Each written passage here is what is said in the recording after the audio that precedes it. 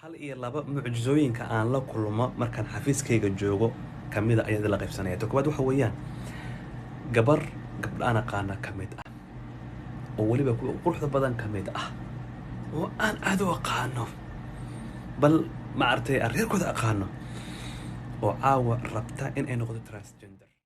السلام عليكم ورحمة الله وبركاته. كلنتي وعن أو نكسن أخيارتا إنه حرن إذا الكين بعمل كستو جوكتان حلي كستي وقت كستي إذا انتهي كسو هذا مركلة إيا مقال عصب مقال كان وحانو كاقا هدلينا سيدا كباهي برتا كلية هاي تيك توكا شيخ أحمد سويدي.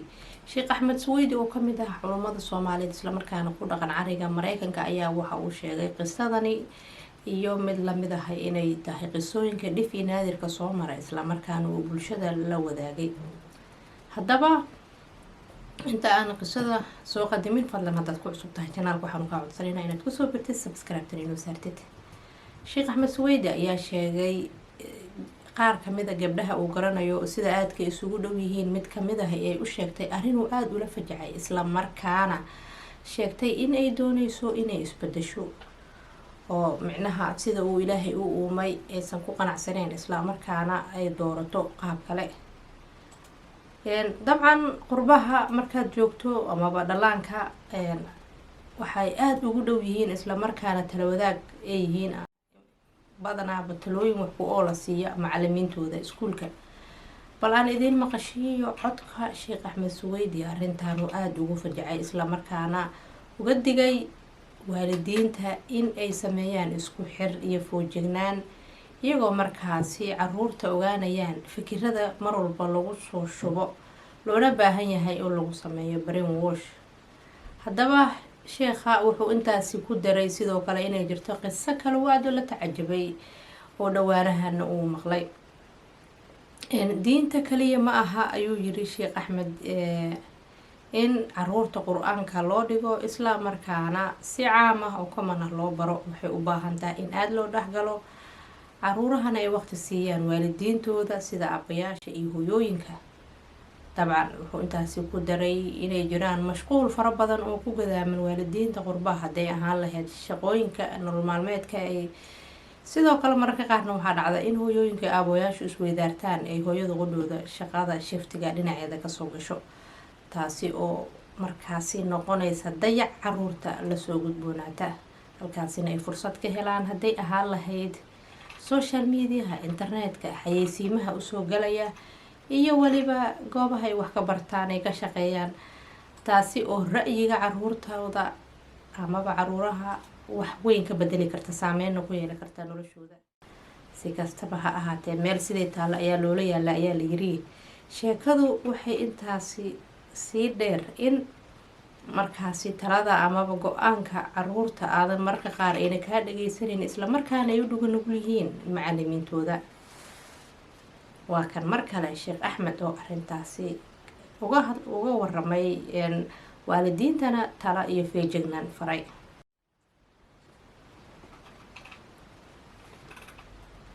hal iyo laba mucjisooyinka aan la kulmo markaan xafiiskayga joogo kamida ayada la qaybsanaya. Koowaad waxa weeyaan gabar gabdhaan aqaana kamid ah oo waliba quruxda badan kamid ah oo aan aad u aqaano bal ma artay reerkooda aqaano oo caawa rabta in ay noqoto transgender oo waxay leedahay xabadkan iska bixinaya aniga nin baan ahay si khaldan baa la abuuray.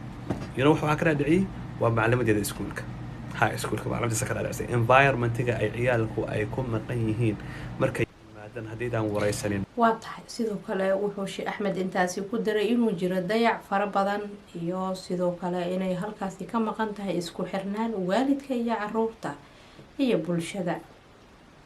haddaba jaalidaha iyo waliba goobaha caruuruhu ay ku kulmaan si dhaqankooda iyo diintooda loogu xoojiyo ayaa waxay tahay waqti aad u yar iyadoo sidoo kalena ay caruuruhu ay markaasi la geeyo goobahaasi oo kale waaba haddii fursad loo helo xilliga toddobaadka labada cisho oo fasaxa halkaasina quraanka ay sidaasi caruurta ku bartaan. waalidka ilmaha wada shaqeeya ayaa badanaa dayaca ugu weyn uu ku dhacaa, halka kuwa kalena qaarna ay ku mashquulaan noloshooda guud iyo midooda gaarka ah. dhalinta naftirkooda ayaanan u dhaga nugleyn awaamiirta waalidiinta, iyagoo markaasi bay-adda ay ku nool yihiin saameyn weyn ay ku yeelanayso. ilaahay noo cibdiyo ubadka, balse dhibaatooyinka noocaani ayaa ah qurbaha midda kale ay kasii daran tahay amaba ka murugo badan tahay. dabcan qurbaha haddii aada joogto waxaad maqlaysaa dhacdooyinkan iyo kuwa ka xanuun badan oo waalidiintu lasoo darsay, islamarkaana noloshoodu ay la daalaa dhacayaan iyagoo aan waxba ka qaban karin dhallaanka ay dhaleenna. talada waalidkana ee halkaasi ay tahay mid aan itaal fara badan lahayn amaba loo dhaga nugleyn, iyagoo caruurtu saameyn weyn ay ku leedahay amaba dhalinyarta bay-adda iyo wadamada reer galbeedka, dhaqamada cusub ee soo kordhay ee imikaba iskuulada qaar iyo wadamada qaar lagu wargeliyey in ay maadooyinkaasi ka bixi doonaan. nurjeenina dhammaanteen in uu awlaada ilaahay inuu xifdiyo, annaga inta islaama intaan haysano uu ilaahay siiyo. aad u aqaano bal ma artay reerkooda aqaano oo caawa rabta in ay noqdo transgender, oo ah waxay leedahay xabadkaan iska bixinayaa, aniga nin baan ahay, si khaldan baa lai abuuray. waxaa ka dhaadhiciyey waa maclimadeeda iskuulka, high schoolka maclimadisa ka dhaadhicisay environmentiga ay ciyaalku ay ku maqan yihiin markay yimaadaan. haddaydaan waraysanin maxaad lasoo kulantay, what do you believe, ka war xaalad haddaadaan oranin mashaakil badan baa idinka raaci doonaa. caruurta saacadeer bay idinla joogaan, saacadahana alaab dhaq iyo qaylo iyo dagaalaad kula jirtaan, inta kale meelahaasaa lagu soo haystaa. war caruurtiina ka warhayan. caawa waxa ay taagan tahay waan isbedelayaa, waa mid ka mid a.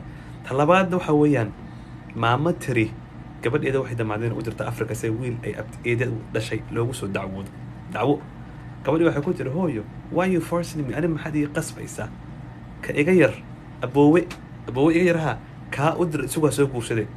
waa nin waxa laga keenaya Afrika. waxa aniga ninka inaan soo guursado waxa ka fudud walaalkay inuu intuu Afrika tago inuu ninka isagu soo guursado, xataa processka taasa uga fudud.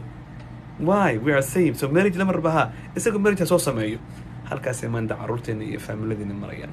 walaalayaal guryaha inuu degana hadeynaan inagu islaamka iyo diinta iyo mabaadida iyo khayraadka iyo naciimka iyo inaan uga sheekin akhlaaqda wanaagsan meelo kale looga sheekanaya lagaga soo guraya, kadibna community baaba aan noqonaynaa.